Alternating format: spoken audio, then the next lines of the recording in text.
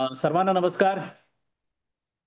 उच्च आणि तंत्र शिक्षण विभागाच्या वतीने आयोजित विकसित भारत संवाद पहिल्यांदा एक पंधरवाडा आपल्याकडनं आयोजित केला गेला. विकसित भारत संवादच्या नावाने 17 सप्टेंबर ते 2 ऑक्टोबर माननीय पंतप्रधान नरेंद्र मोदी यांच्या वाढदिवसानिमित्त आपण 17 सप्टेंबरला या ऑनलाईन व्याख्यानमालेचं उद्घाटन केलं.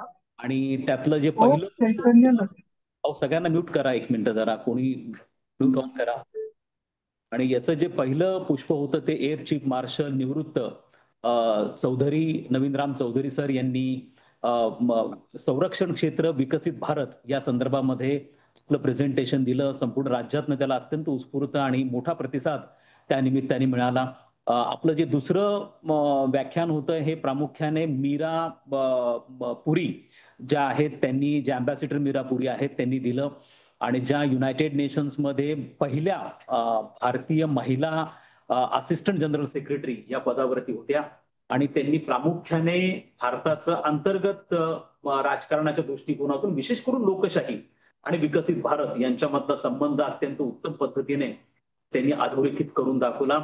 त्यानंतर दिल्लीचे डॉक्टर प्रोफेसर मनीष दाभाडे यांनी मोदींचं परराष्ट्र धोरण विशेष करून 2014 ते 24 या काळामध्ये कशा पद्धतीचे बदल आपल्या परराष्ट्र धोरणामध्ये झाले, कोणते नवीन प्रवाह हे परराष्ट्र धोरणामध्ये आले आणि त्याच्या माध्यमातनं आपण आता विकसित भारताच्या दिशेने कसा प्रवास करतो आहोत या दृष्टिकोनातनं त्यांनी आपली मांडणी केली.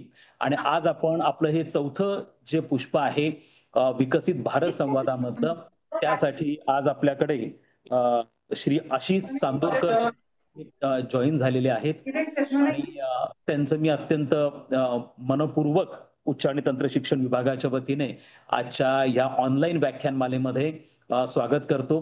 आशिषजींना मी आवर्जून सांगू इच्छितो, ते स्वित्झर्लंड जिनेवा इथनं आज आपल्याशी संवाद साधता आहेत. आणि मी त्यांची ओळख तर आपल्याला करून देणार आहे, पण तत्पूर्वी आपल्या ह्या कार्यक्रमाची ओळख मी आशिषजींना करून देऊ इच्छितो की पहिल्यांदा शासकीय पातळीवरती उच्च आणि तंत्र शिक्षण विभागाच्या वतीने अशा स्वरूपाच्या, त्याच्या इतिहासात पूर्ण उच्च आणि तंत्र शिक्षण विभागाच्या अशा स्वरूपाची ऑनलाईन व्याख्यानमाला विशेष करून विकसित भारत हा आता जसं विकसित भारत राष्ट्रीय पातळीवरती आहे, महाराष्ट्रामध्ये विकसित महाराष्ट्र उद्दिष्ट ठेवलेलं आहे.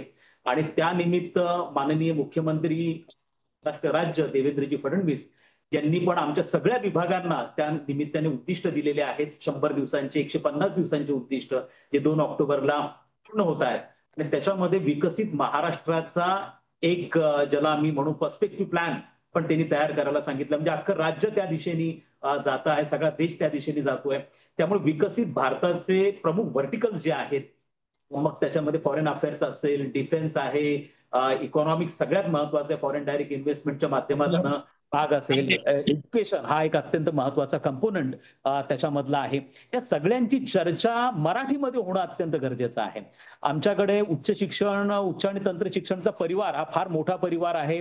आमच्याकडे उत्तर प्रदेश नंतर सेकंड ज्याला आम्ही म्हणू लार्जेस्ट ज्याला म्हणता येईल की स्टुडंट पॉप्युलेशन हे आज आमच्याकडे आहे. आमच्याकडे एकूण उच्च शिक्षणामध्ये 42 लाख विद्यार्थी आहेत.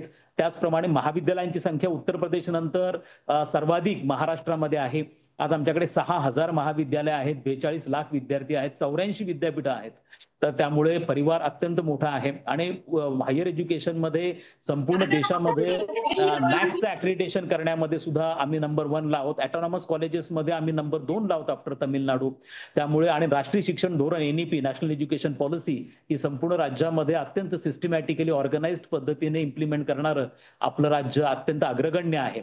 त्यामुळे अशा ठिकाणी विकसित भारत आणि विकसित महाराष्ट्र हे दोन्ही एकाच नाण्याच्या दोन बाजू, हँड इन हँड हे दोन्ही पण प्रोजेक्ट चालू आहेत. त्या दृष्टिकोनातून एक सगळ्यांचं ओरिएंटेशन व्हावं, विशेष करून आमच्या शिक्षण क्षेत्राशी निगडीत सगळ्यांचं, त्या दृष्टिकोनातून या व्याख्यानमालेचं आयोजन केलं गेलेलं आहे. आणि आज आपल्याकडे संपूर्ण राज्यामधनं, महाराष्ट्रामधनं आज शिक्षण क्षेत्राशी निगडीत सर्व घटक, मग प्राचार्य, शिक्षक वृंद, त्याचप्रमाणे संस्था चालक, आमचे युनिव्हर्सिटीचे व्हाईस चान्सलर्स, त्यांचे पदाधिकारी हे या ठिकाणी सगळे जॉईन झालेले आहेत. आणि सगळ्यात महत्वाचं म्हणजे आज आमच्याकडे विशेष उपस्थिती आहे आपल्या या व्याख्यानासाठी खास माननीय मुख्यमंत्री कार्यालय देवेंद्रजी फडणवीस यांच्या कार्यालयामध्ये विशेष कार्य अधिकारी श्रीपादजी ढेकणे आज माझ्याकडे याकडे कार्यालयामध्ये उपस्थित आहे आपल्या व्याख्यानासाठी. मी त्यांचे अत्यंत मनपूर्वक या ठिकाणी स्वागत करतो. आशिषजी, मी आवर्जून सांगतो की आम्हाला जे नेतृत्व आमच्या टीमला मिळालेलं आहे ते आमचे माननीय मंत्री आणि तंत्र शिक्षण चंद्रकांत दादा पाटील यांचं मिळालेलं आहे. आणि त्या नेतृत्वामध्ये विकसित महाराष्ट्राचं प्रत्येक पाऊल आम्ही टाकण्याचा प्रयत्न करतो आहे. ही जी संकल्पना आहे, अशा पद्धतीने विकसित भारताचे सगळे पिलर्स असेल, आधारस्तंभ असेल, लोकांना कळावेत, ही संकल्पना माननीय चंद्रकांतदादा पाटील यांची होती. आणि त्या निमित्ताने ही नावं आयडेंटिफाय करण्यापासून त्यांना सगळ्यांना पर्सनली कॉन्टॅक्ट करणं याच्यापासून खुद्द माननीय मंत्री महोदयांनी प्रयत्न केले. त्याचप्रमाणे आम्हाला आमचे जे राज्यमंत्री इंद्रनील नाईक साहेब यांचंही मार्गदर्शन आहे. आमच्या विभागाचे अपर मुख्य सचिव बी वेणुगोपाल रेड्डी सर यांचंही या सगळ्या गोष्टींमध्ये आम्हाला मार्गदर्शन मिळत असतं. ऍज अ टीम म्हणून आम्ही अत्यंत चांगल्या पद्धतीने करतोय, जेणेकरून अशा स्वरूपाचे ओरिएंटेशन संपूर्ण राज्यात व्हावं या दृष्टिकोनातून आहे. आणि आजचं हे व्याख्यान आहे, मी सर्व आपल्या आजच्या इथं जॉईन झालेल्या सगळ्या पार्टिसिपंटला सांगू इच्छितो की अत्यंत महत्वपूर्ण अशा स्वरूपाचं आहे. आज आपल्याकडे विशेष करून स्पर्धा परीक्षांची तयारी करणारे अनेक विद्यार्थी पण आज आवर्जून या कार्यक्रमाला जॉईन झाले, कारण इकॉनॉमिक्स हा खूप इम्पॉर्टंट आस्पेक्ट आहे, घटक आहे युपीएससीची तयारी करणाऱ्या विद्यार्थ्यांसाठी. त्यामुळे ते देखील आज आपल्याकडे या ठिकाणी जॉईन झालेले आहेत. की आपल्या सगळ्यांना आशिष चांदोरकर सरांची ओळख करून देतो. आपल्याला प्रचंड अभिमान आहे की आज आपल्याकडे अत्यंत आंतरराष्ट्रीय कीर्तीचे एक लेखक आज आपल्याकडे आहे. तुम्हाला कल्पना असेल, 2 अतिशय महत्वाची गाजलेली पुस्तकं, आणि ज्यांचं मी तुम्हाला इथं पुन्हा एकदा नाव त्या दोन्ही पुस्तकांचं घेणार आहे, पण ते नाव घेतल्या घेतल्या तुम्हाला कळेल की त्याचं लेखक जे आशिष चांदोरकर आहे. सगळ्यात महत्वाचं म्हणजे आपल्याकडे कोविडच्या काळामध्ये भारताने वॅक्सिन्स तयार करून कशा पद्धतीने त्या वॅक्सिनचं डिस्ट्रीब्युशन आपल्याकडे झालं आणि किती ऑर्गनाइज आणि किती सिस्टमॅटिक पद्धतीने आपण याचं डिस्ट्रीब्युशन केलं. आणि हा अत्यंत मॅमथ अशा प्रकारचं टास्क होतं, ते आपण कशा पद्धतीने अकम्प्लिश केलं. त्यावरती ब्रेविंग अ व्हायरल स्टॉर्म इंडियाज कोविड-19 वॅक्सिन स्टोरी, एक अत्यंत बेस्ट सेलर बुक ज्याला म्हणतात, त्याचे लेखक म्हणजे आशिष चांदोरकर जे आहेत. त्याचप्रमाणे माननीय मुख्यमंत्री देवेंद्रजी फडणवीस यांच्या एकूणच कार्यशैलीवरती, त्यांच्या नेतृत्व गुणावरती त्यांनी अत्यंत पुस्तक लिहिलं, Fadnavis year the game changer. त्याचेही लेखक आशिष चांदोरकर जे आहेत. आज सध्या ते आपलं जिनिव्हा इथं वर्ल्ड ट्रेड ऑर्गनायझेशन जे आहे त्याच्यामध्ये भारताचं जे एक परमनंट कायमस्वरूपी सल्लागार मंडळ आहे त्याचे सन्माननीय सदस्य म्हणून आशिष चांदोरकर जे आहेत. त्यांचं इकॉनॉमिक्स असेल, मॅनेजमेंट असेल, यामध्ये जागतिक पातळीवरती लिखाण करणं, व्याख्यानं देणं, यामध्ये अनेकदा हे नाव आपल्या सगळ्यांना परिचित अशा स्वरूपाचं आहे. आणि आज ते आपल्याकडे त्यांच्या लेखणीच्या रूपाने तर आपण त्यांना ओळखतोच, पण आज त्यांना ऐकण्याची पण संधी आपल्याला मिळालेली आहे. या व्याख्यानमालेचा उद्देशच हा होता की असे मराठी जे लोक आहेत की ज्यांचं मूळ हे आपल्या महाराष्ट्रामध्ये आहे, मराठीशी त्यांचं नातं आहे, परंतु जागतिक स्तरावरती त्यांनी एक दैदिप्यमान यश प्राप्त केलेल्या अशांना त्यांनी केलेल्या त्यांचा अभ्यास किंवा अध्ययन संशोधनाचा विषय त्यांनी आपल्यासमोर मांडावा, असेच आपण लोक यावेळेला आयडेंटिफाय केलेले होते. चौधरी सर असतील, इव्हन लक्ष्मी पुरी देखील उत्तम मराठीमध्ये बोलल्या, मनीष दाभाडेंनी तर पूर्ण आपलं व्याख्यान मराठीमध्ये दिलं. आम्ही चांदोरकर सरांना ते वेलवर्स्ड आहेत, कम्फर्टेबल आहेत इंग्लिश, हिंदी आणि मराठीमध्ये पण आम्ही त्यांना विनंती केली की जर शक्य असेल तर आपण मराठीमध्ये सुद्धा आमच्या सगळ्या आज झालेल्या सगळ्या ऑडियन्स बरोबर इंटरॅक्शन करावी. मी पुन्हा एकदा उच्च आणि तंत्र शिक्षण विभागाच्या वतीने आशिष चांदोरकर सरांचं मनपूर्वक आजच्या कार्यक्रमामध्ये स्वागत करतो. त्याचप्रमाणे आज आमचे सगळे जॉईंट डायरेक्टर्स, विद्यापीठांचे पदाधिकारी, प्राचार्य, संस्थाचालक, शिक्षक आणि विद्यार्थी आज या ठिकाणी जॉईन झालेले आहेत, त्यांचं देखील अत्यंत मनपूर्वक स्वागत करतो. माननीय मंत्री महोदय चंद्रकांत दादा पाटलांचा मला कार्यक्रम सुरू होण्याच्या पूर्वीच थोडा फोन होता, मी त्यांना विनंती केली होती, परंतु आज आपल्याला कल्पना आहे की आज ठिकठिकाणी मंत्री महोदयांचे दौरे चालू आहेत महाराष्ट्रामध्ये झालेल्या अतिपर्जन्य वृष्टीमुळे. त्यामुळे आज थोडे मंत्री महोदय व्यस्त आहेत. त्यांनी सांगितले की कार्यक्रम संपल्यानंतर मी स्वतः आशिष चांदोरकर सरांशी टेलिफोनिकली संपर्क साधेन. त्यांनी आजच्या कार्यक्रम मनपूर्वक शुभेच्छा आपल्याला दिलेल्या आहेत. मी फार वेळ न घेता आशिष चांदोरकर सरांना विनंती करतो की त्यांनी आपल्या सादरीकरणाला सुरुवात करावी. आशिष चांदोरकर सर. धन्यवाद शैलेंद्र जी. आदरणीय श्री देवेंद्र फडणवीस जी मुख्यमंत्री, श्री चंद्रकांत दादा पाटील जी मंत्री उच्च आणि तंत्र शिक्षण, आदरणीय श्री इंद्रनील नाईक जी राज्यमंत्री, श्री बी वेणुगोपाल रेड्डी जी, डॉक्टर शैलेंद्र देवाणकर जी, डॉक्टर प्रशांत मगर जी, सन्माननीय शिक्षण तज्ञ आणि उपस्थित पाहुणे, महाराष्ट्र सरकारांनी आयोजित केलेल्या या कार्यक्रमात आज बोलण्यास मला अत्यंत आनंद होत आहे. आज आपण या विकसित भारत संवादात आदरणीय पंतप्रधान श्री नरेंद्र मोदीजी यांच्या काळाखालीत आर्थिक सुधारांवर चर्चा करण्यासाठी एकत्र आलो आहेत. ते गेल्या 11 वर्षापासून पंतप्रधान पदावर आहेत आणि अलीकडेच त्यांनी त्यांचा 75वा वाढदिवस साजरा केला आहे. मी आज या विषयावरती 5 वेगळ्या क्षेत्रांमध्ये माझे विचार मांडणार आहे. हे 5 क्षेत्र ज्यांच्यावरती मी बोलणार आहे ते आहे फर्स्ट, देशाची एकूण आर्थिक प्रगती, ज्याला आपण मॅक्रो इकॉनॉमिक पिक्चर म्हणतो. तर एक बिग पिक्चर काय होतं, म्हणजे पंतप्रधान आले दिल्लीमध्ये त्याच्या आधी आणि आज काय स्थिती आहे, परिस्थिती आहे. तर हा माझा पहिला विषय राहील. दुसरा आपला जो बँकिंग क्षेत्र होतं, तर बँक प्रणालीचे बळकटीकरण कसं झालं आहे मागच्या 11 वर्षात, हा दुसरा एक विषय राहील. मग जे मोठे नियम कायदे जे मोदीजींनी अधिनियमित केले आणि त्यांचं काय महत्व आहे इकॉनॉमीसाठी, तो तिसरा विषय.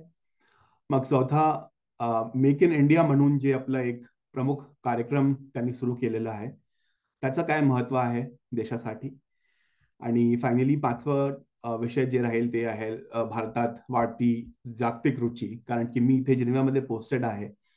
मी गव्हर्नमेंटमध्ये लॅटरल एंट्रंट म्हणून काम करतो, म्हणजे एक 5 वर्षाचा माझा टर्म आहे लॅटरल एंट्रंटचं. आणि या पदावर जेव्हा मी आहे जिनिव्हामध्ये, जेव्हा मी भारताचं प्रतिनिधित्व करतो वर्ल्ड ट्रेड ऑर्गनायझेशनमध्ये, विश्व व्यापार संघटनामध्ये, तर खूप लोकांशी भेट होते.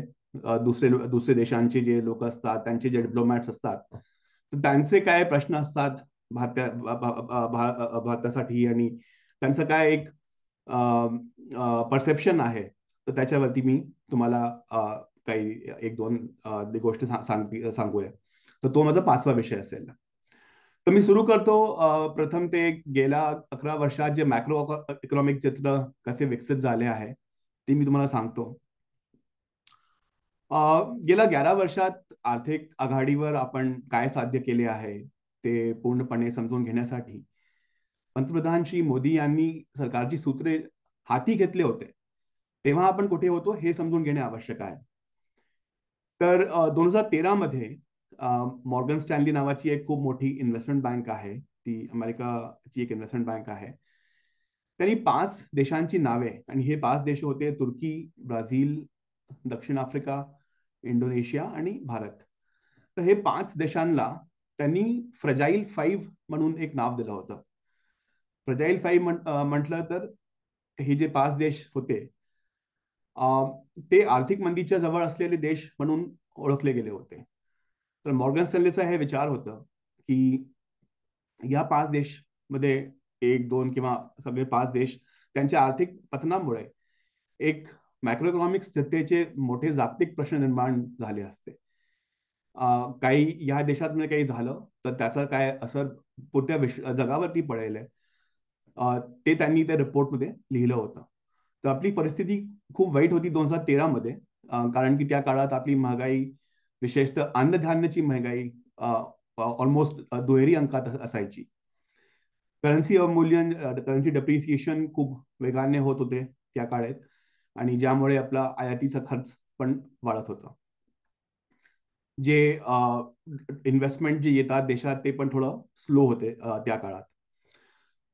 तर आता तुम्ही बघा की स्वातंत्र्यानंतर 60 वर्षांनी 2007 मध्ये भारतनी $1 ट्रिलियन अर्थव्यवस्था आपण बनलो. 2014 मध्ये आपण $2 ट्रिलियन अर्थव्यवस्था बनलो. आणि जीडीपी $1 ट्रिलियन भर पडण्यासाठी 7 वर्ष आपल्याला लागले. म्हणजे पहिल्या $1 ट्रिलियन साठी 60 वर्ष आणि मग दुसरे $1 ट्रिलियन साठी 7 वर्ष आणखी म्हणजे 67 वर्षात आपण 2 ट्रिलियनची इकॉनॉमी होतो. त्या टप्प्यापासून आज भारत जीडीपीच्या बाबतीत जगातील चौथी सर्वात मोठी अर्थव्यवस्था बनण्याच्या मार्गावर आहे. पुढील 3-4 वर्षात आपण जपानला मागे टाकून जगातील तिसरी सर्वात मोठी अर्थव्यवस्था बनू. आपली जी मॅक्रो इकॉनॉमिक रेझिलियन्स आहे ते पूर्वी इतकीच चांगली आहे. आणि 67 वर्षात जीडीपी $2 ट्रिलियन पर्यंत पोहोचलं आणि नंतर गेल्या 11 वर्षात त्यात $2 ट्रिलियन भर पडली आहे. म्हणजे पहिले $2 ट्रिलियन साठी 67 वर्ष आणि मग पुढचे $2 ट्रिलियन साठी 11 वर्ष. तर आता ऑलमोस्ट 78 इयर्स झाले. त्याच्यामध्ये आपण 4 ट्रिलियनची अर्थव्यवस्था बनणार आहे या वर्षाच्या एंडमध्ये. तर सरकारने जे सार्वजनिक वित्त व्यवस्थेवर जबाबदारी नियंत्रण ठेवले आहे ते खूप महत्वाचे आहे. आपले जे कर्ज आहे, डेट टू जीडीपी रेशिओ म्हणतात, म्हणजे किती कर्ज आहे आणि किती आपलं जीडीपी आहे, ते जगातील सर्वोत्तम आहे. जे मोठे देश आहे त्यांच्या कंपॅरिझन मध्ये आपण खूप छान अवस्थामध्ये आहोत आता. आणि आम्ही कोविड-19 साठी जे साथीच्या संकटला अतिशय परिपक्व आणि स्पष्ट पद्धतीने आपण हाताळले. सार्वजनिक कर्जात खूप भर पडली नाही आणि पैसे छापण्याचं जे महागाईचा जे चक्राला बळी पण पडलो नाही. हे खूप देशात हे प्रॉब्लेम झालेली आहे, कारण की त्यांनी ते संकटात कोविड-19च्या संकटमधून बाहेर पडण्यासाठी खूप पैसे प्रिंट केले. म्हणजे त्यांनी खूप लोन घेतलं, नाही तर स्वतःची करन्सी खूप प्रिंट केली. आणि आता महागाई तुम्ही बघा, कोणत्या पण वेस्टर्न देशात जिथे महागाई नव्हती आधी, म्हणजे 1%, 2% असं इन्फ्लेशन असायचं, तिथे आज 3, 4, 5% असं इन्फ्लेशन आहे वेस्टमध्ये, US मध्ये किंवा युरोपमध्ये. आपल्याकडे आता इन्फ्लेशन कंट्रोलमध्ये आहे आफ्टर कोविड. तर कोविडच्या आजारानंतर निर्माण झालेल्या आर्थिक गोंधळातून बाहेर पडण्या अनेक देश पूर्णपणे अपयशी ठरले आहेत. सुदैवाने मजबूत नेतृत्वामुळे आपण या नकारात्मक चक्रात अडकलो नाही. आपण जगातील अशा काही देशांपैकी एक आहोत ज्यांनी पॅन्डेमिकचा आधीचा इकॉनॉमिक वाढीचा मार्ग गाठला आहे. आपली जी ट्रॅजेक्टरी आहे ग्रोथची, ती पॅन्डेमिकच्या आधी जी ट्रॅजेक्टरी होती त्याला परत मॅच करत आहे. आणि खूप देशाचं नाही आहे जे हे करून पाहिले आहे, ज्यांनी हे केलं आहे. ते आतापर्यंत बाहेर पडले नाहीये कोविडच्या जे संकटातून. आणि त्याच्यामुळे आपण बघतो की एक सोशल अनरेस्ट आहे, लोकांमध्ये एक डिससॅटिस्फॅक्शन आहे.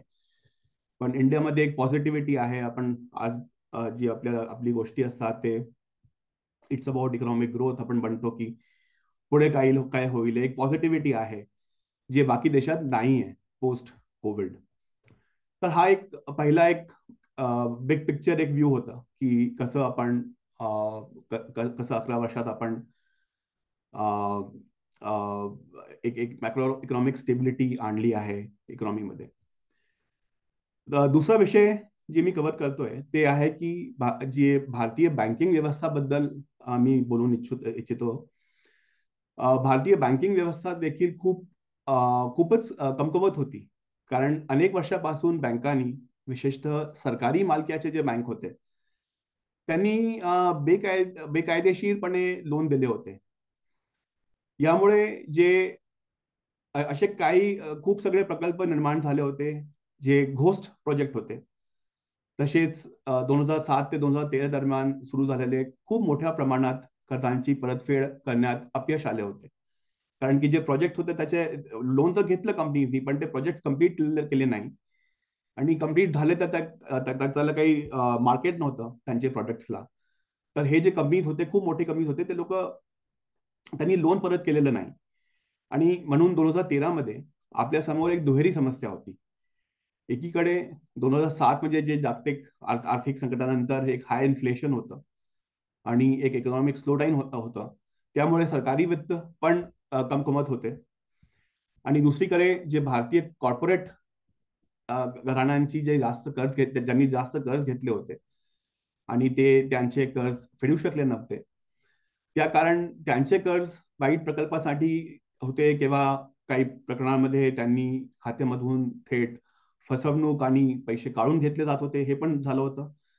तर याला एक ट्विन बॅलन्स शीट समस्या म्हणून ओळखले जात असे, जिथे भारताच्या आर्थिक वाढीला सरकार किंवा खाजगी क्षेत्र उत्प्रेरक करू शकत नव्हते. सरकारचे पण कन्स्ट्रेंट्स होते आणि कॉर्पोरेट्सचे पण कन्स्ट्रेंट्स होते, कारण की जे लोन घेऊन जे प्रोजेक्ट्स वाढतात ते होत नव्हतं, कारण की बँक लेंड करू शकत नव्हते. त्यांची बॅलन्स शीट खूप वीक होती आणि इकॉनॉमीमध्ये ग्रोथ नव्हती, तर सरकारला पण बाहेरून कर्ज घ्यावं लागत होतं आणि पेट्रोलचे प्राइसेस खूप होते, डिझेलचे प्राइसेस खूप होते. तर आपलं एक नेगेटिव्ह स्पायरल होतं इकॉनॉमीमध्ये. आणि सरकारची बॅलन्स शीट आणि बँकेची बॅलन्स शीट आणि कॉर्पोरेट्सची बॅलन्स शीट दोघंही ठिकाणात खूप एक वीकनेस होती 6-7 वर्षासाठी, 2007 पासून 2013-14 पर्यंत. तर ही अशी परिस्थिती होती ज्यामध्ये पंतप्रधान मोदीजींनी कमान सांभाळली होती. आता देशाला पण उच्च आशा होती आणि उच्च आकांक्षा होत्या, तर आर्थिक वाढीचे मार्ग मर्यादित पण होते. तर एक कॉन्ट्रडिक्शन होतं जेव्हा ते आले होते दिल्लीमध्ये, कारण की लोकांची अपेक्षा होती की आपण खूप वेगाने पुढे जाऊ आणि जे सिस्टम जे होतं, फायनान्शियल सिस्टम जे होतं, त्याच्यामध्ये खूप सगळे कन्स्ट्रेंट्स होते. तर बँक बॅलन्स शीट स्वच्छ करण्यासाठी सरकारने अनेक पावले उचलली. त्यांना जे चुकीचे कर्ज जे निर्णयामुळे जे होणारे नुकसान भरून काढता आले आणि मग नंतर त्यांनी बॅलन्स शीट मजबूत करण्यासाठी निधी पण दिले बँकेला. तर हे बँकेत जे आपले बँक होते, विशेषकर जे सरकारी बँक होते, त्यांना हे प्रॉब्लेम्स मधून कसं बाहेर काढलं, हे खूप महत्वाचा एक विषय आहे. आणि एक अध्ययन याच्यासाठी करायला पाहिजे की कसं 7-8 वर्षामध्ये आपले बँक जे खूपच वाईट अवस्थामध्ये होते ते परत बाउन्स बॅक झाले आणि कसं त्यांनी एक प्रॉफिटेबिलिटी अचीव केली परत, आणि कसं त्यांनी परत लोन द्यायला सुरुवात केली कॉर्पोरेट्सला पण आणि आपल्या सारखे रिटेल लोकांना पण.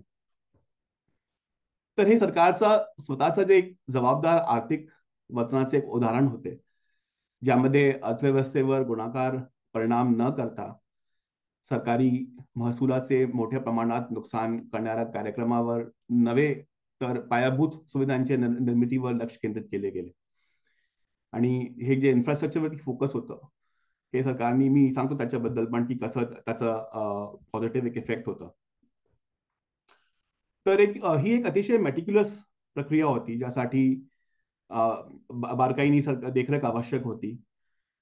तर आणि लोकशाहीमध्ये कसं असतं की जिथे आपल्याकडे निवडणुका असतात प्रत्येक वर्षात, काही 1-2-3 राज्यांमध्ये 5 वर्षात लोकसभाचे इलेक्शन्स पण असतात आणि समाजातले जे वेगळे वेगळे घटक असतात त्यांना सरकारकडून वेगळे वेगळे कायदेशीर मागण्या आणि अपेक्षा असतात. तर जेव्हा हे प्रोसेस चालू होती, बँकेला परत एक मजबूती द्यायची, तर ते खूप सोपं नव्हतं, कारण की जे डिसिजन्स सरकारला घ्यायचे आहे ते कधी कन्झर्वेटिव्ह डिसिजन्स पण होते. पण आता डेमोक्रेसीमध्ये तुम्हाला त्यांना हे पण एक गरज आहे की लोकांना हाय ग्रोथ हवी आहे, त्याच्यासाठी एक मनी सप्लाय असलं पाहिजे सिस्टममध्ये. तर ते कसं बॅलन्स करायचं, तर त्याच्यावरती फोकस करायसाठी सरकारने काय केलं की इन्फ्रास्ट्रक्चरचं जे क्षेत्र होतं त्याच्यावरती एक खूप फोकस दिला. तर अर्थव्यवस्थेसाठी पायाभूत सुविधांचा जे विकास खूप महत्वाचा आहे, कारण तो सार्वजनिक जे निधीचा उत्पादक वापर दर्शवतो. आणि पायाभूत सुविधांचा उभारणीमुळे नवीन रोजगार निर्मिती होते, तसेच सिमेंट आणि स्टील सारख्या जे वस्तूंचे उत्पादन पण होते. तर यासाठी अर्थव्यवस्थेचे गुंतवणूक आवश्यक आहे आणि देशाच्या विविध भागात नवीन कारखाने पण आपण घेऊन जाणे आवश्यक आहे. तर सरकारने ते रूट घेतलं की इन्फ्रास्ट्रक्चरवरती फोकस करतो. त्याच्यासाठी सरकारने स्वतःच खूप सगळे प्रकल्प चालू केले. आपण जे हायवे बघतो, पोर्ट लेड डेव्हलपमेंटची एक एक एक एक थीम होती. सागरमाला आणि भारतमाला म्हणून प्रोग्राम्स होते. मग एअरपोर्ट्स आहे, 75 नवीन एअरपोर्ट झालेले आहे मागच्या 10 वर्षात. गावात गावात रोड्स बनवायचं एक प्रकल्प सरकारने चालू केलं. मग आपण पुढे डिस्कस करू, पण कसं सरकारने ते प्रधानमंत्री ग्रामीण आवास योजना आणि शहरी आवास योजनामध्ये खूप इन्व्हेस्ट केलं. तर सरकारचा फोकस हे होतं की बँक्स जे आहे लँड करत नाहीये आणि कॉर्पोरेट क्षेत्र जे आहे तो इन्व्हेस्ट करत नाहीये नवीन प्रोजेक्टमध्ये. तर सरकारने पुरती हेवी लिफ्टिंग केली. म्हणजे त्यांनी हे इतके सारे प्रोजेक्ट उचलले आणि त्यामुळे इकॉनॉमीला परत एक स्टेबिलिटी मिळाली आणि बँकेला पण एक स्टेबिलिटी मिळाली. तर हा दुसरा विषय होता. तिसरं म्हणजे सरकारने जे अर्थव्यवस्थे संबंधित अनेक मोठे निर्णय घेतले, त्याच्याबद्दल मी तुम्हाला सांगतो की जे मोठे प्रोजेक्ट्स होते. तर पहिला तर हे होतं की सरकारने जे सामान्य नागरिकांना मूलभूत सुविधा पुरवण्यावर लक्ष केंद्रित केले होते. ज्यामुळे ज्यामध्ये स्वच्छ भारत अभियान होतं, टॉयलेट करायचं ते प्रकरण होतं, वीज लोकांना द्यायची. 2011-12 मध्ये 30 कोटी लोकांजवळ भारतात वीज नव्हती. म्हणजे आपला एक स्टोरी येत होतं इंटरनॅशनल मीडियामध्ये की 300 million people do not have access to electricity. असे खूप स्टोरीज होते त्या काळात 2011-12-13 मध्ये. तुम्हाला आठवत असेल की आपल्याकडे एक खूप मोठा ब्लॅकआउट झाला होता 2014 मध्ये. कारण की जे कोल आणि पॉवर प्लांटचं लिंकेज होत नव्हतं. म्हणजे कोयला होता पण पॉवर प्लांटला ते पोहोचत नव्हतं. तर पुढे एक नॉर्थ इंडियामध्ये उत्तर भारतात एक ग्रिड फेलियर झालं होतं. तुम्हाला आठवण असेल काही लोकांना. तर असे खूप प्रॉब्लेम्स होते, समस्या होते. तर सरकारने हे म्हणजे स्वच्छता, टॉयलेट्स, वीज, स्वयंपाकासाठी गॅस, आता 10-12 कोटी कनेक्शन दिलेले आहे गॅससाठी उज्ज्वला योजनामध्ये. मग सामान्य घरे देण्याचा प्रकल्प केला ग्रामीण भागात आणि शहरी भागात दोघांमध्ये. आणि आता आजकाल ते नळाचे पाणीवरती यांचा एक खूप फोकस आहे, जलजीवन योजना म्हणून जे चालत असतं. तर महाराष्ट्रामध्ये बहुतेक इतकी समस्या नाही आहे, पण उत्तर भारतात किंवा पूर्वी भागात असे काही गाव आहेत जिथे पाणी आज पण पोहोचत नाही. तर हे सगळे जे एक मूलभूत सुविधा जे असतात सिटिझनसाठी, नागरिकांसाठी, त्याच्यावरती सरकारने खूप इन्व्हेस्ट केलं. आणि त्याचा एक उद्देश असा होता की लोकांना जे बेसिक जे हवं आहे आपल्या जीवनासाठी ते मिळेल. तर मग ते स्वतःचं जे फोकस आहे ते आपल्या कामावरती, आपल्या शिक्षणावरती, त्याच्यावरती ते लोक जास्त फोकस करतील. तर त्याचे जे एक आर्थिक परिणाम जे बघायला मिळतील ते पॉझिटिव्ह असतील. तर इंटेंट असं होतं की सरकारचं की म्हणजे हे मूलभूत सुविधासाठी लोकांना इथे तिथे जाऊ नको, जावे नव्हे. आणि मग त्यांचा फोकस पुरतं स्वतःचे इम्प्रूव्हमेंटसाठी, स्किल्ससाठी, शिक्षणासाठी तसं त्याच्यामध्ये असलं पाहिजे. आता ही प्रक्रिया जी सुरू झाली होती ते 2014 मध्ये जनधन योजनेने सुरू झाली होती. आणि ही योजना आर्थिक समावेशांना आधारस्तंभ एक बनली आहे.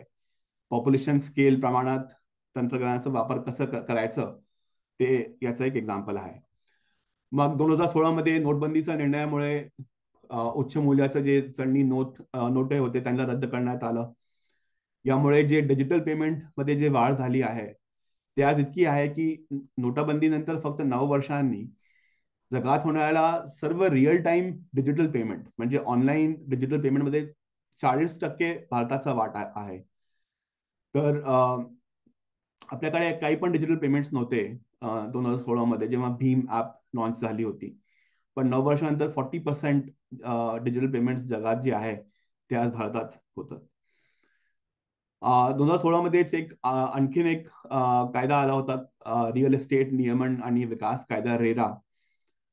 तर ते पण लागू करण्यात आला, ज्यामुळे रिअल एस्टेट क्षेत्राला पण अधिक जबाबदारी मिळाली. त्याच्यामध्ये खूप प्रॉब्लेम्स होते आता पण म्हणजे आता थोडं इम्प्रूव्ह झालंय, पण एक एक थोडा फॉर्मॅलिटी आली आहे त्याच्यामध्ये, त्या इंडस्ट्रीमध्ये. मग इन्सॉल्व्हन्सी अँड बँक्रप्सी ऍक्ट देखील त्याच वर्षी आला. तर या कायद्यामुळे कमकुवत बॅलन्स शीट असलेल्या परंतु अशा इंडस्ट्रीज, उत्पादनासाठी मालमत्ता असलेल्या कंपनीज जे होते त्यांचा व्यवसाय प्रवास पुन्हा सुरू करण्याचे जे शक्य झाले, हा कॉन्ट्रीब्युशन होता इन्सॉल्व्हन्सी अँड बँक्रप्सी ऍक्टचा. तर या कायद्यामुळे अनेक कमकुवत कंपन्यांना मजबूत कंपन्यांनी अधिग्रहण करण्यास मदत झाली आणि आपण नोकऱ्या आणि मालमत्तेचे नुकसान टाळू शकलो याची पण खात्री झाली. तर हा एक खूप इम्पॉर्टंट एक नियम बनला आहे आणि यामुळे खूप कंपनीज ज्यांच्यावरती कर्जाचे भार होते किंवा ते लोक प्रोडक्शन करत नव्हते, ते आता परत बिझनेसमध्ये आलेले आहेत. मग ऑफकोर्स जीएसटी आहे, जे 2017 मध्ये आणण्यात आलं, वस्तू आणि सेवा कर, जीएसटी. याने जवळजवळ 1.5 डझन वेगळे वेगळे केंद्रीय आणि राज्य कर एकत्रित केले आणि एकच राष्ट्रीय अप्रत्यक्ष कर मग चौकट तयार केली. आपण असे म्हणू शकतो की जीएसटी हा भारताने स्वतःशी एक फ्री ट्रेड अग्रीमेंट, की एक स्वाक्षरी केलेला मुक्त व्यापार करारासारखा होता. कारण की आपले जे स्टेट्स आहेत ते मोठे आहे, इतकी पॉप्युलेशन आहे आणि प्रत्येक स्टेटमध्ये, प्रत्येक राज्यात वेगळे वेगळे कर होते. तर एक कंपनी ज्याचे 10, 15, 20 ऑफिसेस आहे वेगळे वेगळ्या राज्यात, त्या कंपनीसाठी कायदे, कानून, नियम सगळे वेगळे होते. एक राज्यात काय करायचं आहे त्याच्यासाठी त्यांना स्पेशलिस्ट लागत होते. Tax specialist, human resource specialist, finance specialist, हे सगळे लोकांना जे इव्हन लिगल कन्सल्टंट्स, ते वेगळे वेगळे होत होते. तर जेव्हा जीएसटी आला, आता एक सिस्टम आहे पूर्ण देशात. प्रत्येक स्टेटमध्ये आज पण इन्स्पेक्टर्स वगैरे आहे, पण जे लॉ आहे, जे कायदा आहे तो कॉमन आहे. तर जे मोठे कंपनीज आहेत, जे कुठे भारतात काम करतात आणि जिथे जास्त एम्प्लॉयमेंट असतं, त्यांच्यासाठी तर खूप सोपं झालं आहे हा सिस्टम. तर हे एक म्हणजे एक almost like free trade agreement with itself, with our self, असा एक प्रकल्प होता. तर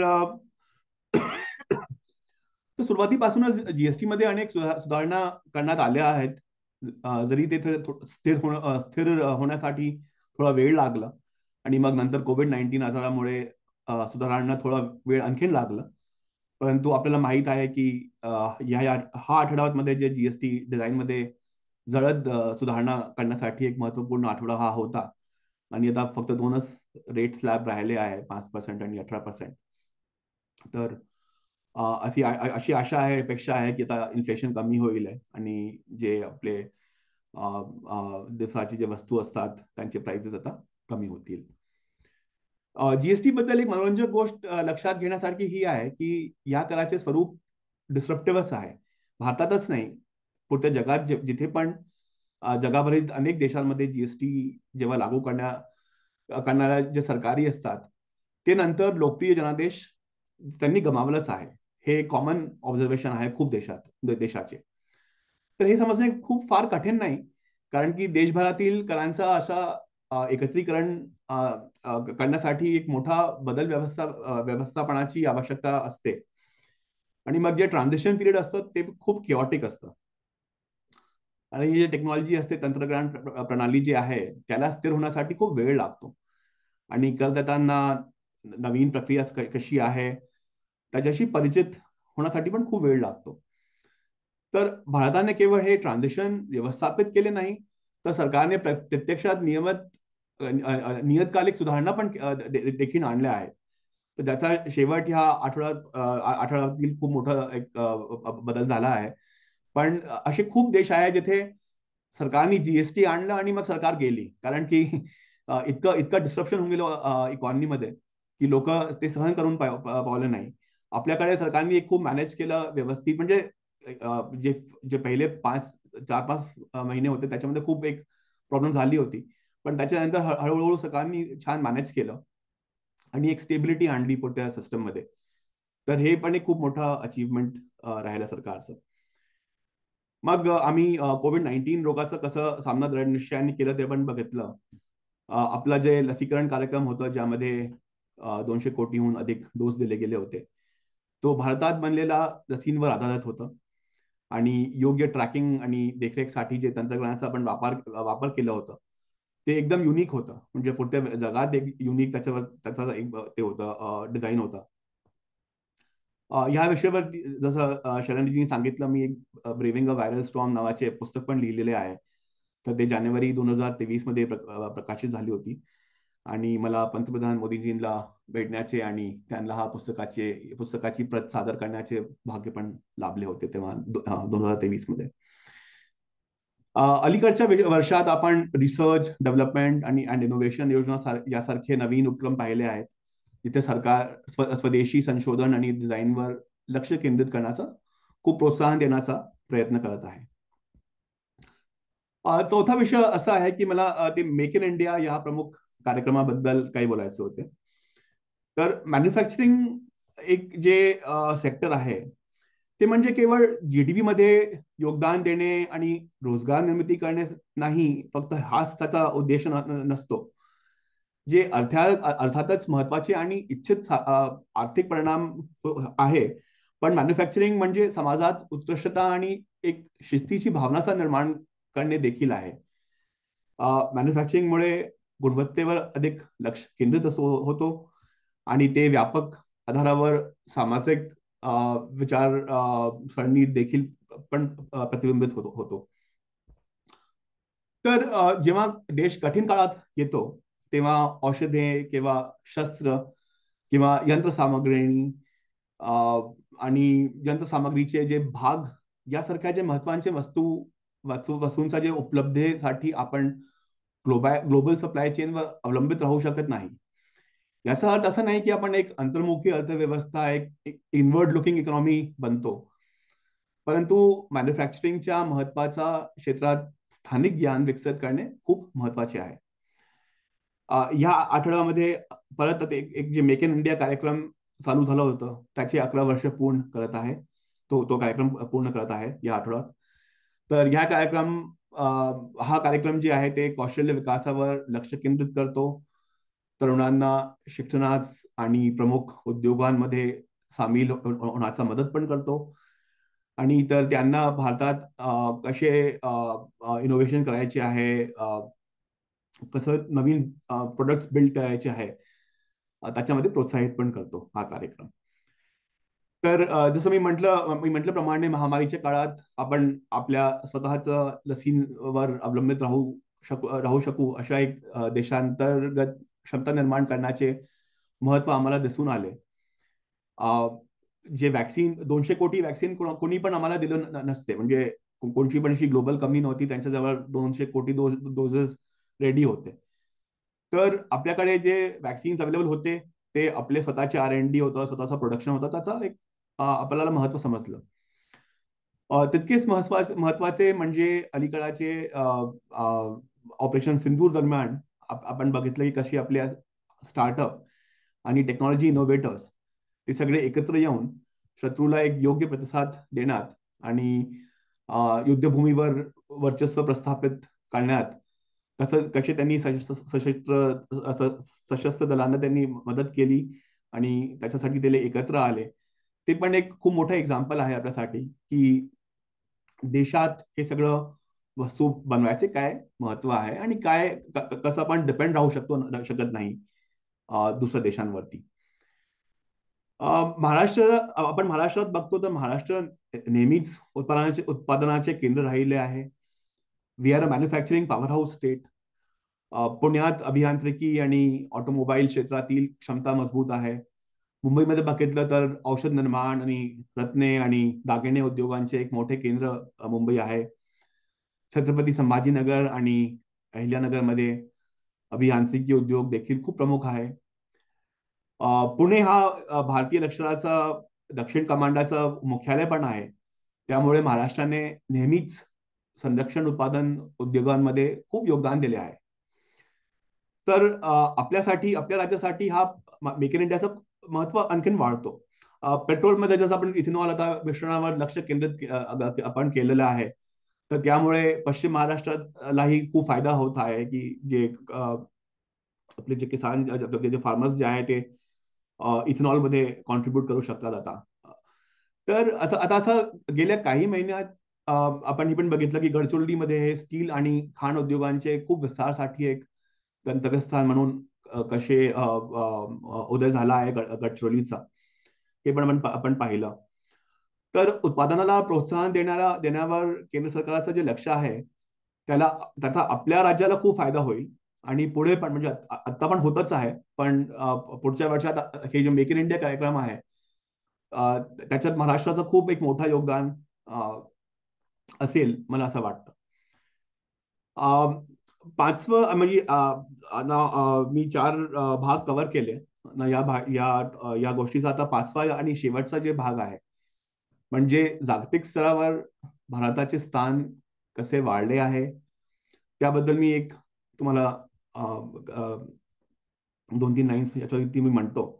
कारण की मी आंतरराष्ट्रीय पातळीवर मी काम करत असल्याने जगात भारताचे स्थान, जागतिक स्तरावर आपली भूमिका आणि भारताचा जे वाढील फायदा मोठ्या प्रमाणात विकासनशील जगाला होईल, अशी अपेक्षा याबद्दल मी स्वतः पाहतो, जेव्हा लोक येतात आणि म्हणतात आणि प्रश्न विचारतात मला.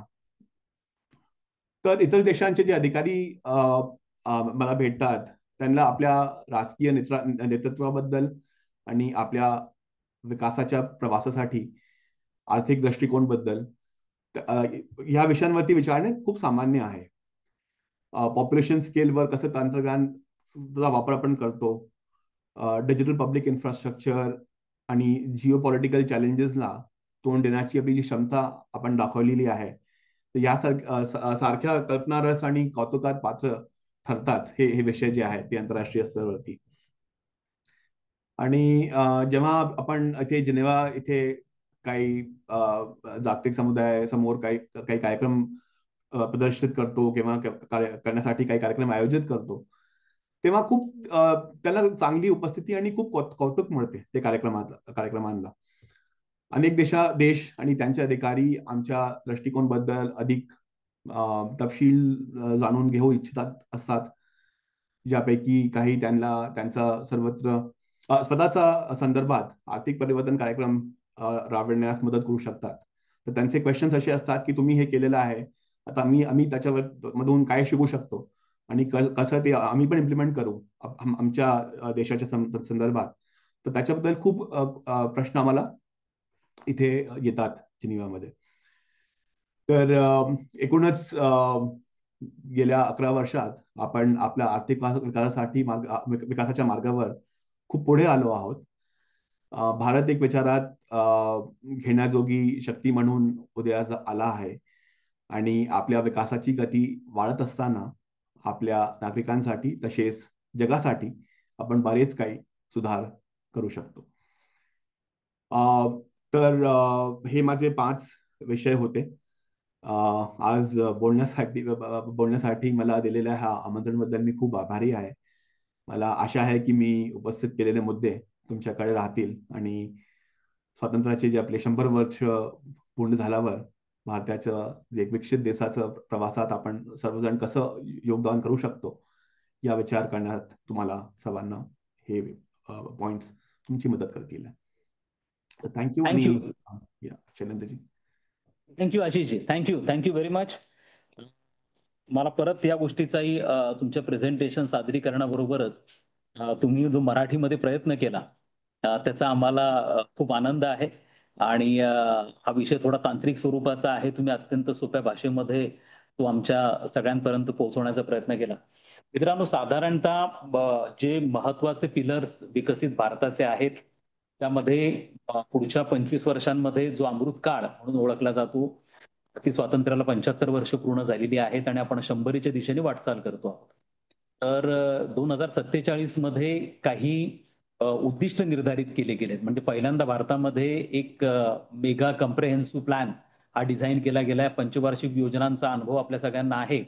परंतु पहिल्यांदा एका विकसनशील किंवा मिडल इन्कम ग्रुप नेशनला पण विकसितच्या दिशेने कशा पद्धतीने घेऊन जाऊ शकतो या अँगलनी हा प्लॅन डिझाईन केला गेलाय आणि ज्यामध्ये हा ऍक्च्युली इकॉनॉमिक पर्स्पेक्टिव्ह मधनच आहे आणि त्या इकॉनॉमिक गोलला म्हणजे ज्याच्यामध्ये मॅक्रो आणि मायक्रो अशा दोन्ही लेवलला काही गोल्स डिझाईन केले गेलेत.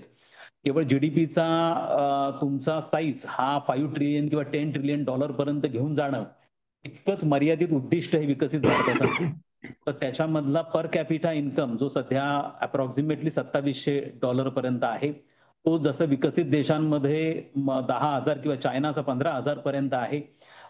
निदान 10,000 पर्यंत आपल्याला कसा घेऊन जाता येईल आणि जर तुम्हाला पर कॅपिटा इन्कम रेज करायचं असेल तर त्याचे जे व्हर्टिकल्स आहेत ज्याच्यामध्ये स्टँडर्ड ऑफ लिव्हिंग आणि त्याच्यावर ते डिपेंड आहे मग ते पॉवर्टी लिटरसी त्याचप्रमाणे इन्फ्लेशन असेल हेल्थ आहे या सगळ्या पॅरामीटर्स आपल्याला कशा पद्धतीने इम्प्रूव्ह करावे लागतील. या दोन्ही अँगलनी आशिषजींनी आता अत्यंत उत्तम पद्धतीने आपल्याला मार्गदर्शन केलं. विशेष म्हणजे विकसित भारताची प्री कंडिशन म्हणजे भारताला प्रॉडक्ट नेशन बनवणं हे अत्यंत गरजेचं आहे. तर प्रॉडक्ट नेशन जर तुम्हाला बनवायचं असेल तर त्यासाठी काय काय गोष्टींची आवश्यकता आहे. विशेष म्हणजे तुम्हाला एक चांगल्या उत्तम पद्धतीचं इन्फ्रास्ट्रक्चर पाहिजे आहे. दुसरं तुम्हाला फॉरेन डायरेक्ट इन्व्हेस्टमेंट FDI चांगल्या पद्धतीने पाहिजे आहे. तिसरं तुम्हाला education skilled human resource create करण्यासाठी पाहिजे आहे.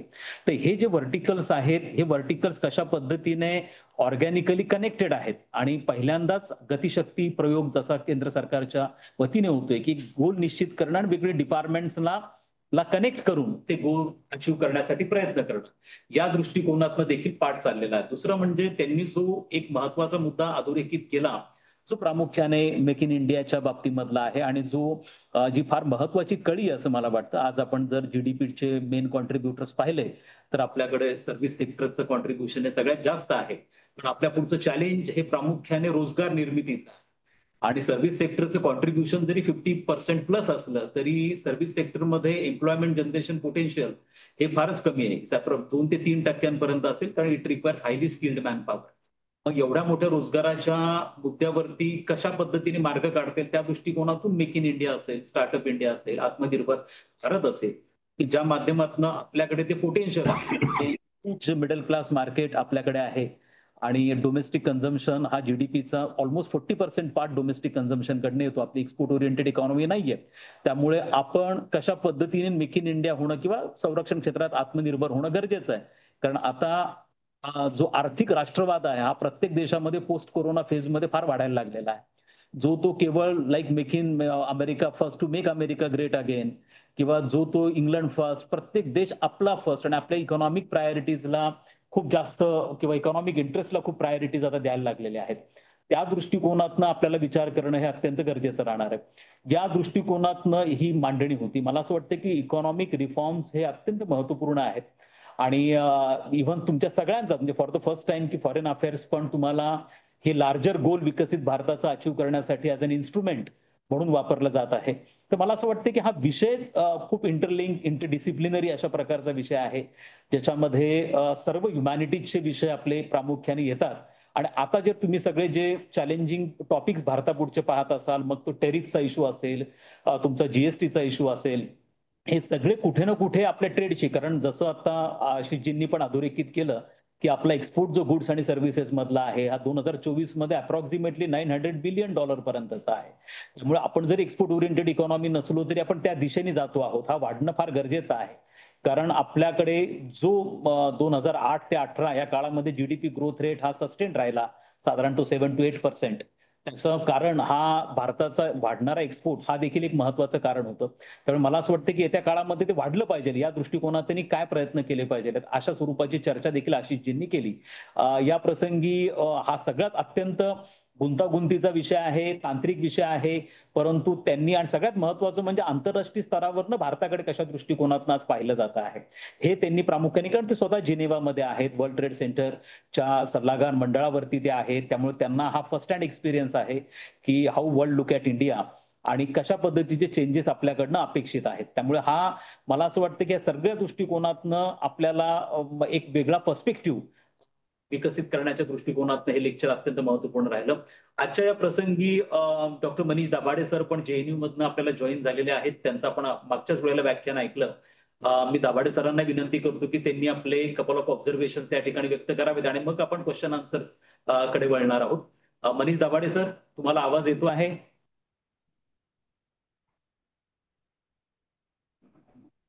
मनीष दाभाडे सर, तुम्हाला आवाज येतोय? एनिवे, मला असं वाटतं की काही आपण तोपर्यंत अशी जी काही प्रश्न असतील तर आपण ते प्रश्न मला वाटतं घ्यावेत आणि नंतर मनीष दाभाडे सर आपल्याला कनेक्ट होतील. एक डॉक्टर लक्ष्मण म्हणून आहेत, लक्ष्मण मस्के. हॅलो सर, नमस्कार. नमस्कार, बोला. सर, आज या व्याख्यानातून माननीय पंतप्रधान नरेंद्रजी मोदी साहेब यांच्या कार्यकाळातील माननीय आशिष चांदोरकर सरांनी मराठीतून अतिशय सखोल असे विवेचन केले. यामध्ये त्यांनी भारतीय अर्थव्यवस्थेची वाटचाल, बँकिंग सुधारणा, पायाभूत सुविधेवर दिलेला भर, मानवी कल्याण, जीएसटी आणि मेक इन इंडिया हे सर्वच विषय हाताळले. खरंच सर, अतिशय महत्त्वपूर्ण असं व्याख्यान होतं. माझा एक दोन प्रश्न आहे. एक, मोदीनॉमिक्स ही जी संकल्पना आहे यावर सर आपण थोडं सांगावं. आणि दुसरा प्रश्न आहे, विकसित भारत 2047 उद्दिष्टपूर्तीसाठी सर आपल्याला काय संधी आहेत भारतासमोर? Thank you sir. शुअर. मोदीनॉमिक्स आपण म्हणतो तर एक खूप महत्वाचं एक जे विषय आहे की कसं आपल्याला एक कॉन्फिडन्स बिल्ड करायला पाहिजे देशात की आपण हे करू शकतो, हे टार्गेट अचीव्ह करू शकतो. जसं शर्माजींनी म्हटलं आता, जेव्हा आपण म्हणतो विकसित भारत, विकसित भारत म्हणजे काय? वर्ल्ड बँकचा एक नंबर असतं की तुमचं पर कॅपिटा इन्कम 13,700 आज आहे, पण म्हणजे 2047 2050 पर्यंत तो 15,000 पोहोचेल. तर 15,000 आणि आपली पॉप्युलेशन असेल 1.5 बिलियन. तर आपल्याला आपला जे जीडीपी आहे ते 25 ट्रिलियन असलं तर आपण विकसित भारत म्हणू शकतो आपल्याला. तर ते आपला गोल आहे, एक 25 ट्रिलियनचं जीडीपी. आणि आपल्याजवळ आहे 20 वर्ष 22 वर्ष, तर 4 ट्रिलियनहून आपल्याला 25 ट्रिलियनला जायचंय. तर मोदीनॉमिक्सचं हे आहे की फर्स्ट ऑफ ऑल आपल्याला स्वतःला एक हा कॉन्फिडन्स असला पाहिजे की आपण हे करू शकतो. कारण की ही जी ग्रोथ रेट्स आहे हे खूप इझी नाहीये. असे देश आहेत ज्यांनी हे केलेलं आहे. जपान म्हणजे त्यांच्या कॉन्टेक्स्टमध्ये त्यांची पॉप्युलेशन कमी होती तर त्यांना काही 25 ट्रिलियन राहायची गरज नव्हती. पण जपान आहे किंवा कोरिया आहे, चायनीज तायवान आहे, तर काही देश आहेत ज्यांनी हा असं अचीव्ह केलेलं आहे. पण हा एक कलेक्टिव्ह रिस्पॉन्सिबिलिटी आहे. म्हणजे सरकार तर जे करेल प्रोग्राम्स जे असतील ते करेल सरकार, पण लोकांचं काय कॉन्ट्रीब्युशन असतं आणि आपलं काय कॉन्ट्रीब्युशन असणार आहे. कसं सगळे लोक फक्त जॉब्स शोधतील किंवा सरकारवरती अवलंबित राहतील, तर ते पण एक कन्स्ट्रेंट आहे. तर कसं एंटरप्रिनरशिपला प्रमोट करायचं, कसं व्यवसायाला प्रमोट करायचं, कसं एक्सपोर्ट्सला. शर्माजींनी जसं म्हटलं की एक्सपोर्ट खूप महत्वाचे आहे. कारण की आपण फक्त आपल्या मार्केटमध्ये नाही विकू, आपण कुठे पण विकू शकतो पूर्ण जगात. पण त्यासाठी एक अंडरस्टँडिंग असली पाहिजे की त्यांचे काय रिक्वायरमेंट आहे, त्यांचे काय स्टँडर्ड्स आहे. तर या प्रकाराचं जे नॉलेज एक डेव्हलप करायची गरज मला वाटतं की आपल्याला आहे. सरकारचे आपले प्रोग्राम्स असतात, प्रत्येक राज्य सरकारचे आपले प्रोग्राम असतात. आजच मी वाचलं होतं की महाराष्ट्राचा एक प्रोग्राम होता 2018चा, जिथे काही फंडिंग केलेली होती महाराष्ट्र सरकारनी डिफेन्समध्ये. आणि ते स्टार्टअप्स आज खूप मोठे झालेले आहे. काही कंपनीचा IPO पण झालेला आहे. तर हे हा दिस इज अ कॉन्स्टंट प्रोसेस. म्हणजे सरकार आपले प्रोग्राम्स करतील, पण लोकांना त्यांना त्याच्यामध्ये इंटरेस्ट घेऊन आणि त्यांना त्याचा लेव्हरेज करून आपला बिझनेस वाढायचं आणि कसं मोठे बिझनेसेस भारतात स्थापित होतील याच्यावरती फोकस मला वाटतं की खूप महत्वाचं राहील आहे पुढच्या 20 वर्षासाठी. प्रसाद पुरेकर. Thank you sir. हा, हॅलो, नमस्कार सर. मी प्रसाद पुरेकर, छत्रपती संभाजीनगर शासकीय ज्ञानविज्ञान महाविद्यालय इथून बोलतोय. तर तुमचं फार इन्फॉर्मेटिव्ह आणि अतिशय इन्साइटफुल असं लेक्चर आज ऐकायला मिळालं आम्हाला. आणि माझ्या मनात मात्र एक प्रश्न होता की सध्या एक आपल्याला टॅरिफचा विषय जो आहे तो मोठ्या प्रमाणामध्ये गाजतो आहे आणि अमेरिकेने आपल्यावर 50% टॅरिफ लावलेला आहे, जो की जवळपास म्हणजे जगामध्ये ब्राझील नंतर सर्वात मोठा सर्वात जास्त जो टॅरिफ रेट आहे तो भारतावर त्यांनी लादलेला आहे. आणि त्याच्यामध्ये फक्त प्युअरली इकॉनॉमिक रिझन्स नसताना जिओ पॉलिटिकल रिझन्ससाठी सुद्धा ते करण्यात आलेलं आहे असं लक्षात येत आहे. कारण की रशियाकडून आपण ऑइल इम्पोर्ट करतो आहे, त्यासाठी पनिशमेंट म्हणून त्यांनी आपल्याला ते हे केलेलं आहे. तर माझा प्रश्न असा होता की हा जो टॅरिफ आहे, तर या टॅरिफमुळे भारताच्या एकूण जीडीपी ग्रोथ किंवा इकॉनॉमिक प्रॉस्पेक्ट्सवर या medium term, short to medium term मध्ये काय परिणाम होऊ शकतो? आणि दुसरं म्हणजे असं की जीएसटी जो आहे, तर या जीएसटीचा जो परिणाम आहे, म्हणजे रेट वगैरे जे आपण रॅशनलाइज केलेले आहेत, स्लॅब स्ट्रक्चर, दोनच रेट्स आपण त्याच्यामध्ये आता टाकलेले आहेत. आणि दुसरं म्हणजे इन्कम टॅक्स रिलीफ जो सरकारने दिला आहे, तर याच्यातून आपण या टॅरिफच्या दुष्परिणामांपासून आपल्याला मुक्तता मिळू शकते किंवा त्याच्यातनं रिलीफ मिळू शकतो का, हा माझा एक प्रश्न होता. टॅरिफचा विषय असा आहे की ते मी स्वतः डील करतो इथे WTO मध्ये. तर हा एक ऑनगोईंग विषय आहे, तर मी खूप डिटेलमध्ये बोलणार नाही, कारण की मी पण सरकारचं प्रतिनिधित्व करतो इथे WTO मध्ये. पण शॉर्ट टर्म इम्पॅक्ट ऑब्व्हियसली होतील, कारण की आता एकदम काही टॅरिफ नव्हतं आणि 50% टॅरिफ झालं, तर ऑब्व्हियसली जे छोटे बिझनेसेस आहेत त्यांना एकदम कळणार नाही की काय करायचं. आता जे मोठी कंपनीज असतात ते काही कॉस्ट अब्झॉर्ब करू शकतात, ते लोक नेगोशिएट करू शकतात आपल्या जे त्यांचे जे बायर्स आहे की नाही, तुम्ही 2-3 महिन्यात आता तुम्ही पण सपोर्ट करा, तुम्ही ऑर्डर्स कॅन्सल करू नका. पण जे छोटे बिझनेसेस असतात आता असा त्यांना वेळ लागतो आणि त्यांचं इतकं बाईंग पॉवर नसतं.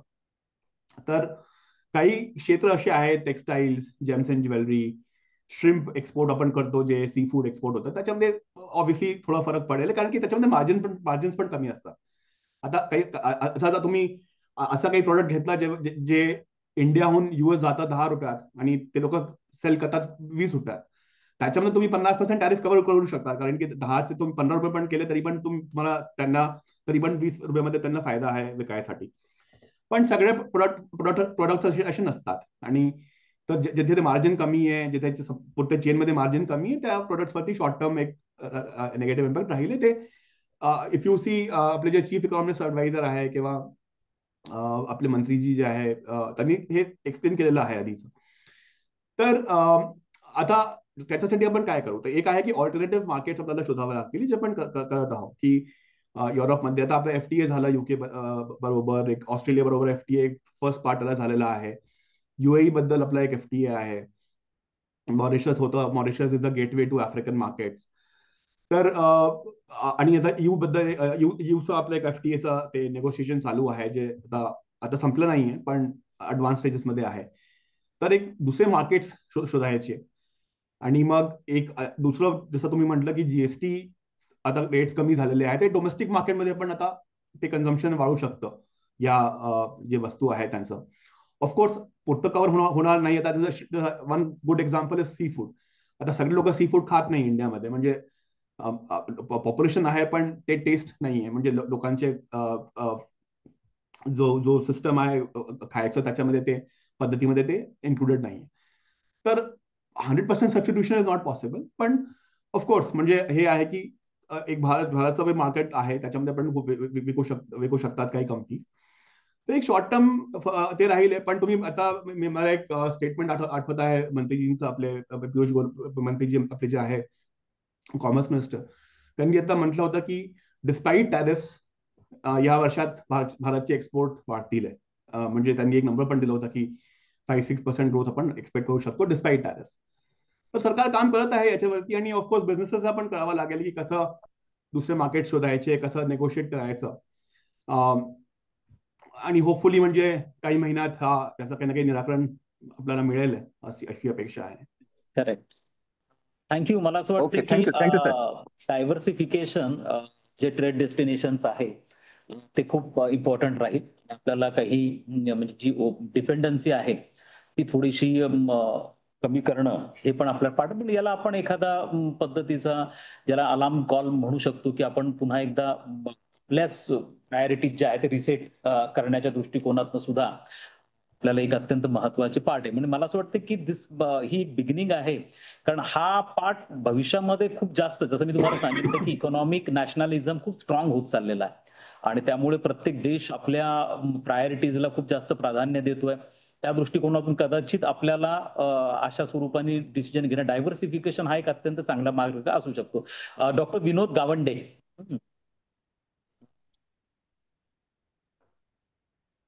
अनम्यूट करा तुम्ही. सर अनम्यूट करा.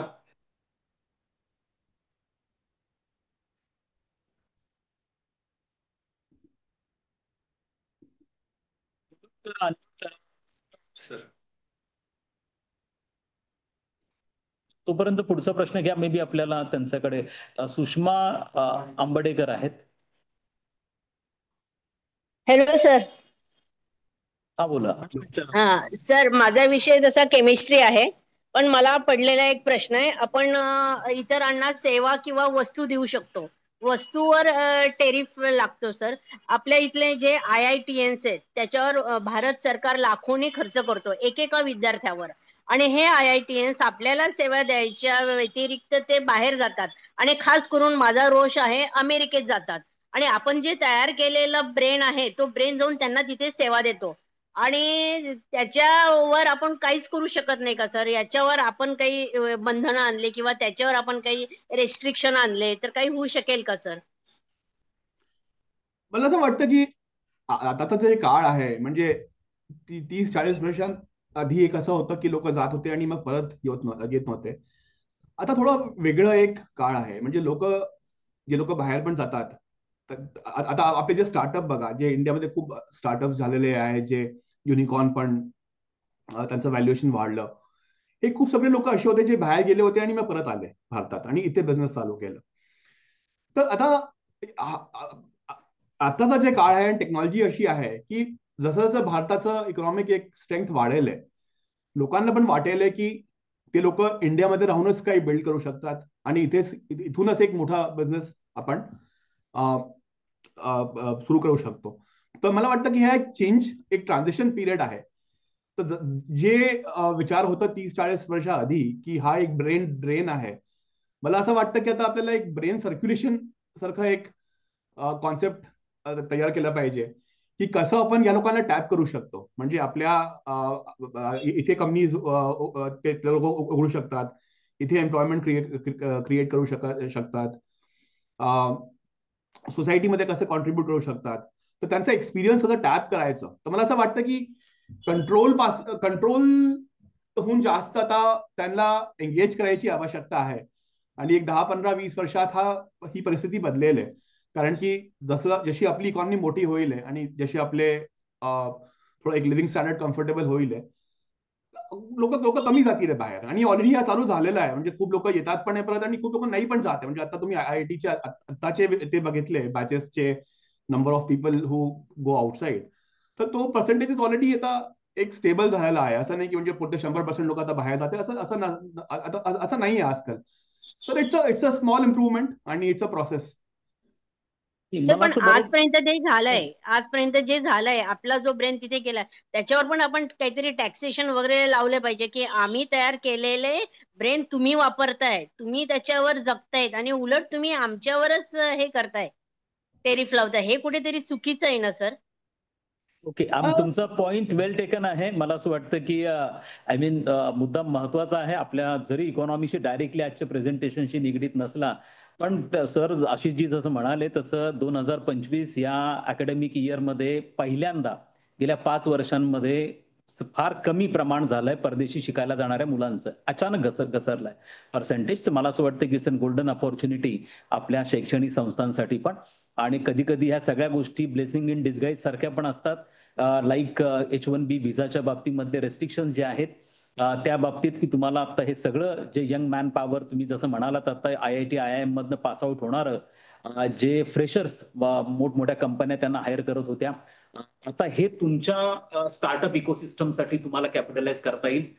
तुम्ही त्या दृष्टिकोनातनं ऑफकोर्स आपल्याला पण प्रिपरेशन करावी लागेल. काय IT पार्क्स असतील, लेबर लॉज असतील, हे फार करावे लागतील. कारण तिथं श्रमाला फार प्रतिष्ठा आहे. युरोपमध्ये, अमेरिकेमध्ये प्रति तासाचे तुम्हाला $5, $6 किंवा £5, £6 मिळतात.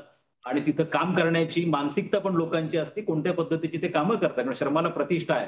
त्यामुळे आपल्याकडे मानसिकता पण त्या दृष्टिकोनातनं बदलावी लागेल. काही पार्ट आहे. एनिवे, तर मला असं वाटतं की आज फार चांगल्या पद्धतीची चर्चा आशिषजी या अनुषंगाने झाली आहे. आणि मला वाटतं प्रश्न हे आणखी भरपूर विचारले जातील, पण आशिषजी आपल्याशी कनेक्टेड राहतील. आपल्याला फर्स्ट हँड इन्फॉर्मेशन ही जिनेव्हातनं विशेष करून व्यापाराच्या संदर्भात, टेरिफच्या संदर्भात मिळत राहील आणि यानंतरही ते आपल्याला अशा प्रकारचं मार्गदर्शन या करत राहतील. मला असं वाटतं की आज डायरेक्ट तिथनं त्यांनी आपल्याशी कनेक्ट झाले.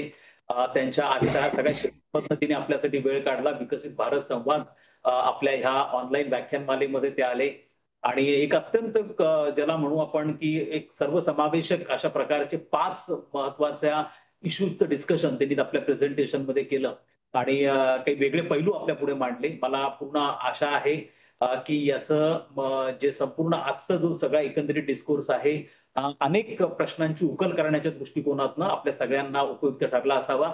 मी याच्यामध्ये आणखीन एक गोष्ट ऍड जरूर करू इच्छितो की आजचं जे आशिषजींचं प्रेझेंटेशन झालं आम्ही त्यांना विनंती केलेली की त्याचं रायटिंग मध्ये पण आपण घेतो आहोत.